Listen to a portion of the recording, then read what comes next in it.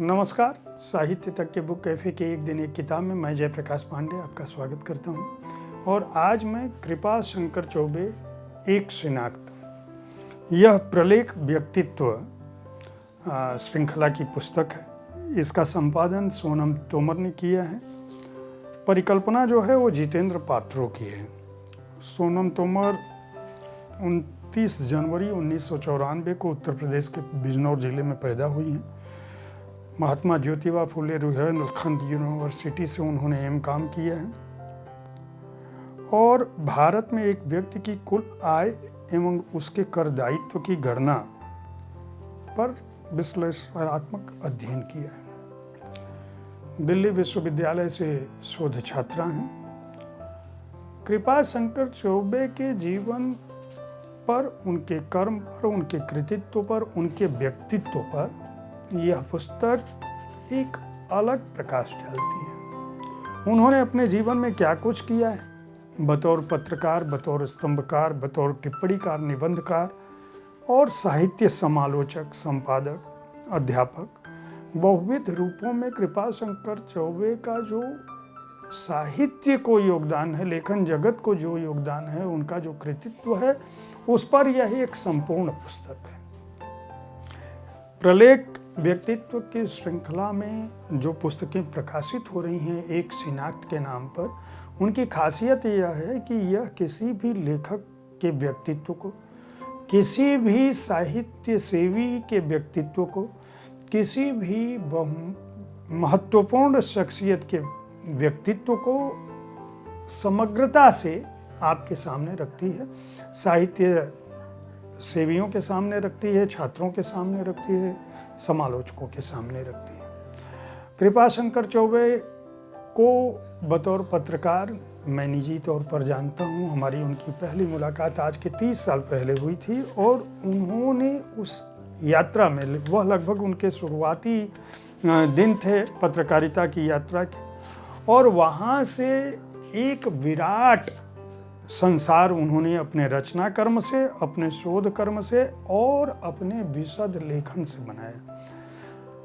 जिस जमाने में हमारी उनकी मुलाकात हुई थी, उस जमाने में भी वो लंबी टिप्पणियां लिखते थे और बड़े साक्षात्कार करते थे। यह पुस्तक, इसके संपादकीय में सोनम तोमर ने बाकायदा इस बात का उल्लेख किया है कि कृपा शंकर चौबे का व्यक्तित्व क्या है, लेकिन उससे ज़्यादा महत्वपूर्ण है कि कृपा शंकर चौबे के बारे में दूसरे लोगों ने, जो हमारी सदी के साहित्य के जो बड़े हस्ताक्षर हैं, उनकी क्या दृष्टि रही है, वो क्या सोचते हैं, और वही इस पुस्तक को खास बनाती है। इस पुस्तक में अवदान और मूल्यांकन खंड में महाश्वेता देवी, सुभाष मुखोपाध्याय, सुनील गंगोपाध्याय, केदारनाथ सिंह, हरिवंश, पवन करण, शेखर देशमुख, अभिषेक श्रीवास्तव, प्रभात ओझा, राजेंद्र राव, अर्चना शर्मा,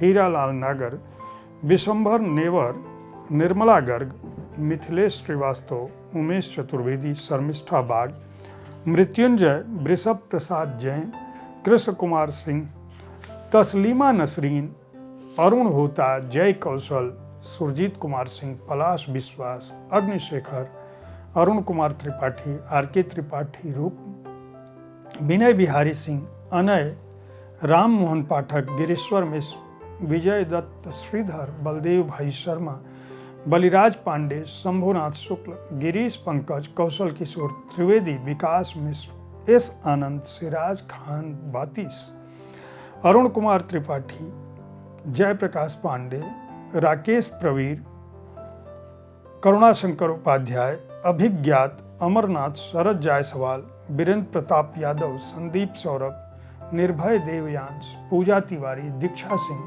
महाश्वेता देवी, अनन्य प्रतिम मजुमदार, नामवर सिंह, अनिल विभाकर, अक्षय चंद्र शर्मा, राम बहादुर राय, चंद्रकला पांडे, अनिर्वाण घोष और सोनम तोमर ने किस दृष्टि से देखा कृपा शंकर चौबे को और क्या महसूस किया उनके रचना कर्म के बारे में, उनकी हिंदी सेवा के बारे में, उनके पत्रकारिता के बारे में, उनकी दृष्टि के बारे में, उनके साहित्य साहित्यिक लगाव के बारे में, उनके साहित्य संधान के बारे में, उस पर उनके लेख हैं। व्यक्तित्व जो श्रृंखला है उसमें बुद्धिनाथ मिश्र, संजय द्विवेदी, अरविंद कुमार सिंह, अरविंद चतुर्वेद, गोपाल जी राय, ओम प्रकाश अस्क, कौशल किशोर त्रिवेदी, अखिलेश सिन्हा, राकेश मिश्र, राजेश कुमार यादव, संजीव भानावत, अर्चना त्रिपाठी, भवानी शंकर, अजय कुमार सिंह, संदीप कुमार दुबे, चांदनी, नंदिनी सिन्हा और अमन आकाश ने लिखा है कृपाशंकर चौबे के व्यक्तित्व के बारे में। एक व्यक्ति के रूप में कृपाशंकर चौबे क्या है, वह बात है। इसके अलावा इस पुस्तक की एक खासियत यह है कि इसमें उन विशिष्ट जनों के पत्र भी हैं जो कृपाशंकर चौबे को समय समय पर लिखे गए थे, जिनमें महान कवि श्याम नारायण पांडे, अमरकांत, अमृत राय, नजीर बनारसी, विष्णुकांत शास्त्री, शिव प्रसाद सिंह, काशीनाथ सिंह, विद्यानिवास मिश्र, शिव मंगल सिंह सुमन, ठाकुर प्रसाद सिंह, कृष्ण बिहारी मिश्र, विवेकी राय, केदारनाथ सिंह, उपेंद्रनाथ अस्क, E.N. विश्वनाथ अय्यर, N. चंद्रशेखरन नायर, नामवर सिंह, कल्याण मल लोढ़ा, विश्वनाथ प्रसाद तिवारी, ज्ञान रंजन, कमलेश्वर, राजेंद्र यादव, जगदीश गुप्त, अटल बिहारी वाजपेयी, चंद्रशेखर और मदर टेरेसा के पत्र भी शामिल किए गए। कृपाशंकर चौबे की रचनाओं से एक चयन भी इस पुस्तक में लिया गया है, जिनके खंड हैं हिंदी की समकालीन काव्य संवेदना, बांग्ला दलित आत्मकथाओं का इतिहास, तस्लीमा का निर्वासन साहित्य, सदी की सबसे बड़ी महिला संत, ये मदर टेरेसा के बारे में, वह जो एक विद्रोही औरत है सुशील गुप्ता, कला की दुनिया में भारत को जिन पर गर्व है, समानांतर सिनेमा के सारथी राय से ऋतुपर्ण तक, मौलाना अबुल कलाम आज़ाद की पत्रकारिता, ये कृपाशंकर चौबे की रचनाओं के संकलित अंश हैं, चयनित अंश हैं। इसमें एक आत्मकथ्य भी है चौबे का, पार्टनर मेरी पॉलिटिक्स यह है।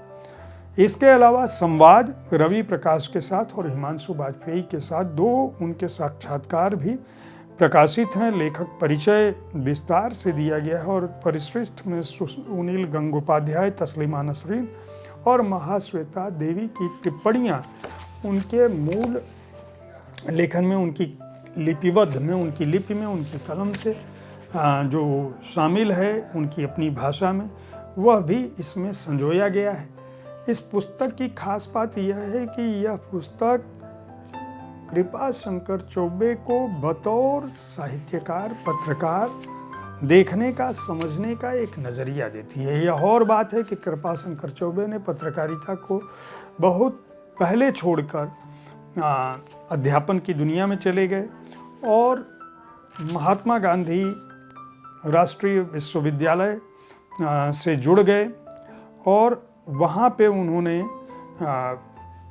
पूर्णकालिक अध्यापन को चुन लिया। लेकिन इस दौरान उनका जो लेखन जगत है वह रुका नहीं, बल्कि लगातार वे पुस्तकें लिखते रहे, पुस्तकों का संपादन करते रहे, वृत्त चित्रों पर काम करते रहे और साहित्य जगत को जितना कुछ दे सकते थे वह उन्होंने दिया। इस पुस्तक को प्रलेख प्रकाशन मुंबई ने प्रकाशित किया है। मूल्य है केवल 499 रुपये, पृष्ठ संख्या है 464। यह पुस्तक खरीदकर कृपाशंकर चौबे के बहाने उनके समूचे दौर को, बांग्ला साहित्य को, बांग्ला साहित्य में किस तरह से हिंदी की मौजूदगी रही और किस तरह से उन्होंने सेतु का काम किया, इन बातों को भी समझा जा सकता है। पूरा एक दौर जो साहित्य और पत्रकारिता और अध्यापन को एक दूसरे से जोड़ता है, उसे भी समझा जा सकता है। मेरी संस्तुति है, यह पुस्तक शोध छात्रों से लेकर हिंदी साहित्य के प्रेमियों के लिए बहुत उपयोगी हो सकती है। साहित्य तक पर हमारा यह कार्यक्रम आपको कैसा लगा, इसके बारे में अपनी राय से हमें ज़रूर अवगत कराएं। आपकी राय हमें हमारे कार्यक्रम को बेहतर बनाने में मदद करती है। कल ठीक इसी समय ऐसे ही किसी एक पुस्तक के साथ मैं फिर आपसे मिलूंगा। तब तक देखते रहिए साहित्य तक। धन्यवाद।